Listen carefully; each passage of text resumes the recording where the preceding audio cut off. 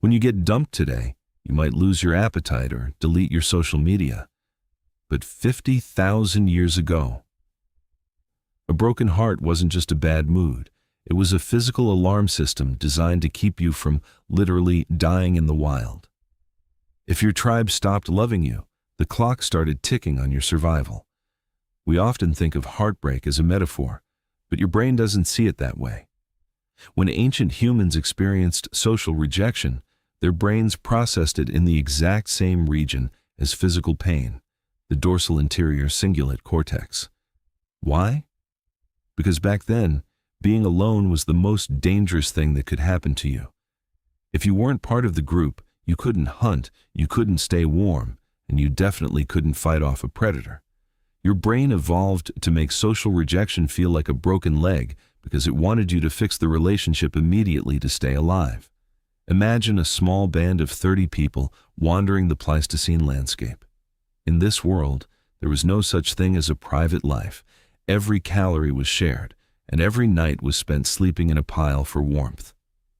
This is why human babies are born so helpless. They require a village to survive. That biological need for attachment never goes away. For an ancient human, love was the glue that kept the tribe from fracturing. If that glue failed, the individual became easy prey for the animals stalking them in the dark. So, how did they handle it? They didn't have therapists, but they had something arguably more powerful: collective ritual.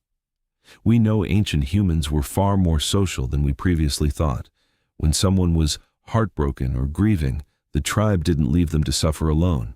They used music, storytelling, and dance to reintegrate the individual into the group. This was prehistoric therapy.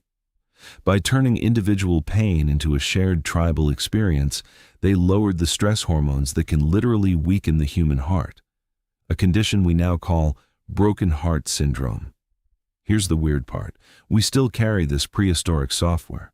It's why you feel that pit in your stomach when someone stops texting you back. Your brain thinks you've been kicked out of the tribe and are about to be eaten by a saber-toothed cat. We are the descendants of the humans who took heartbreak seriously. The ones who didn't care about social bonds didn't survive long enough to pass on their genes. We are biologically wired to obsess over our relationships because, for 99% of human history, your popularity was your life insurance policy. So, the next time your heart feels like it's actually breaking, remember, that pain is a 50,000-year-old superpower. It's your brain's way of saying, get back to your people. We survived the Ice Age, not because we were the strongest, but because we were the most connected. Our ancestors didn't just survive a broken heart. They used it as a signal to build even stronger tribes. And that's why, even today, we still can't survive completely alone.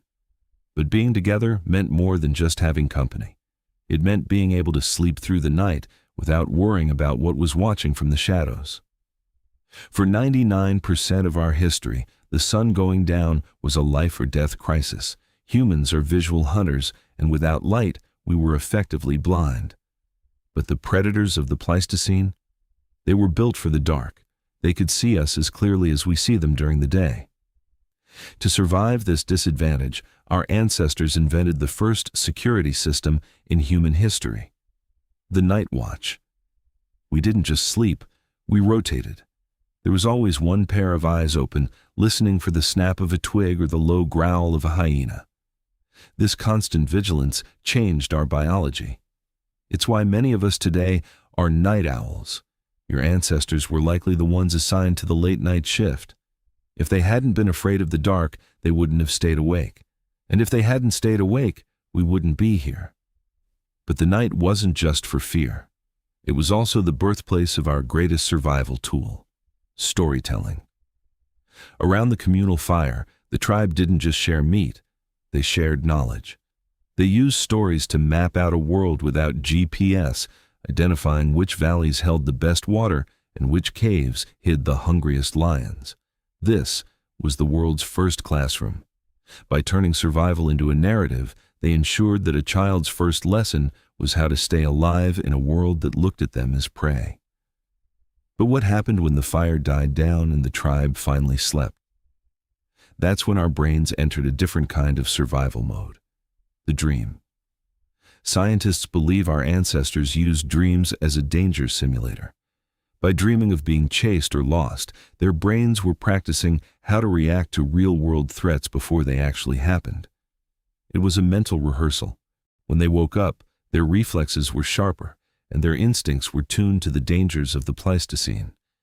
This combination of social bonding, night vigilance, and mental preparation made us the most resilient species on Earth.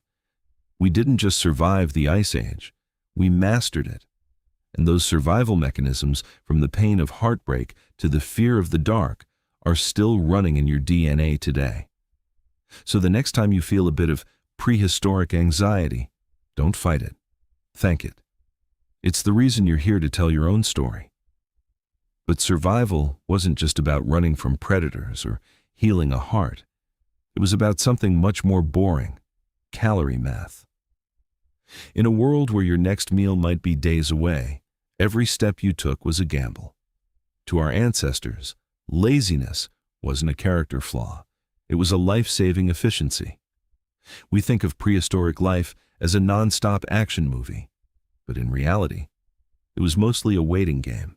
Your brain, despite making up only 2% of your body weight, consumes 20% of your total energy. Thinking hard is literally exhausting. To keep that engine running, our ancestors had to become masters of the optimal foraging theory, the art of getting the most calories for the least amount of work.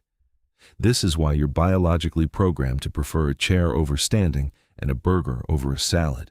Your brain still thinks it's 50,000 years ago, and you're trying to store every ounce of fat for the coming winter. But there was a catch. Saving energy meant having more free time.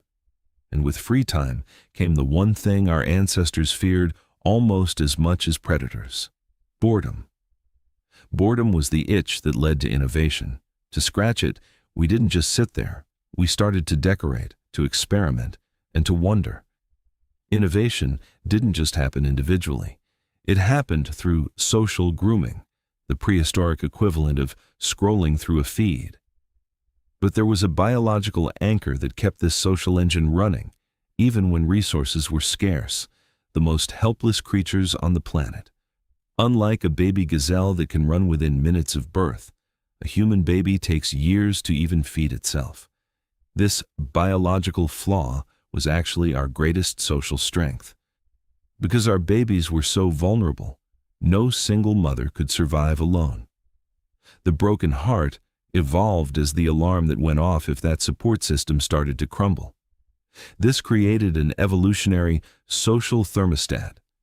If the tribe felt warm and connected, the body felt safe. If the tribe felt cold and distant, the body felt literal pain.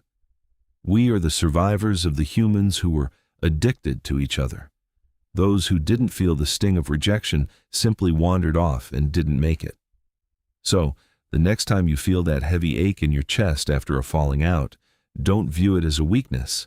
View it as your ancestors' most powerful survival tool. Because in the secret lives of ancient humans, the heart wasn't just a pump. It was the compass that pointed them home. And it's still pointing you there today. But the human story didn't stop at surviving the cold or the dark. It evolved into something even more complex: the struggle to be seen. Why did our ancestors start caring about their looks when they were busy fighting for their lives? It turns out, being attractive wasn't just vanity, it was a biological receipt. To an ancient human, a thick, clean head of hair or a well-groomed beard wasn't a style choice. It was a signal of high-quality nutrition and a body free of parasites. If you looked good, you looked healthy. And if you looked healthy, you were the person everyone wanted in their tribe and as their partner. But then, we took it a step further. We started to decorate ourselves to tell a story without saying a word. The shells on your headband or the teeth around your neck were your prehistoric LinkedIn profile. They showed where you had traveled, what you had hunted, and your status in the group. This was the birth of personal branding. Long before social media, our ancestors were already curated experts in visual communication, but as we became more obsessed with how we looked, we also became more vulnerable to a new kind of social pressure, the fear of being unattractive and being left behind. This ancestral anxiety is why you still care about that one gray hair or the stain on your shirt. Your brain thinks your survival depends on it. So, next time you feel a bit of vanity, don't be too hard on yourself.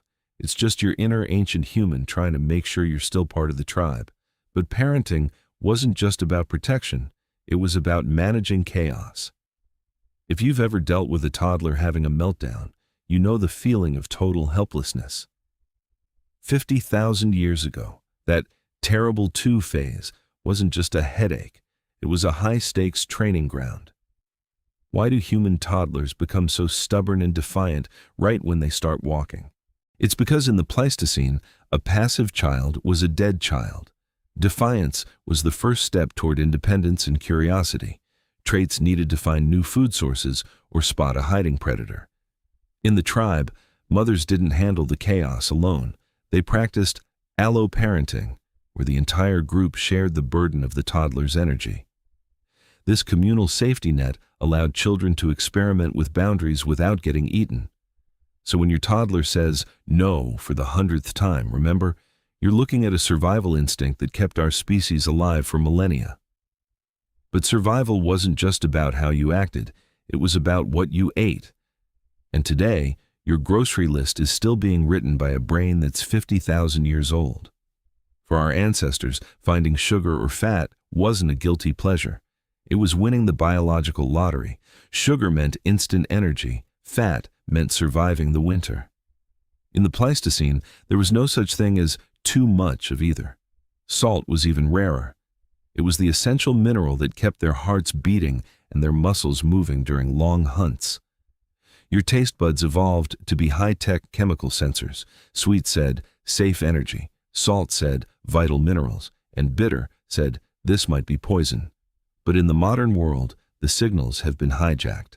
Food companies have created hyper-palatable snacks that tell your ancient brain it's found the greatest food source in history. Your brain hasn't realized that the famine it's preparing for isn't coming. It's still screaming at you to eat every calorie in sight, just in case. Understanding this evolutionary mismatch is the first step toward taking back control. You aren't weak-willed. You're just exceptionally well adapted for a world that no longer exists. But our connection to the past isn't just about what we eat. It's about who we chose to share our campfires with in the most dangerous places. For millions of years, animals were either food or a threat. But then, we did something no other species had done. We offered a seat at the table to our enemies. This wasn't just about petting a cute animal. It was a high-stakes survival merger. A wolf's ears and nose were a biological radar that humans simply didn't have. By sharing our calories, we bought security. In return, these animals gained the protection of our fire and our tools. It was the first interspecies contract. But then, the bond became something much deeper than just utility. We started to feel for them. When we look at another species and see someone rather than something, our brains release the same oxytocin we feel when we look at our own children. To your ancient brain, that animal isn't just a pet. It's a partner that once kept your entire bloodline from going extinct. We are the species that survived because we learned to love. We loved our tribes, our children, and even our fiercest enemies. Our story is written in every bond you share today. Don't forget to subscribe and hit the bell so you never miss a new discovery. Every like and comment helps us keep these ancient stories alive.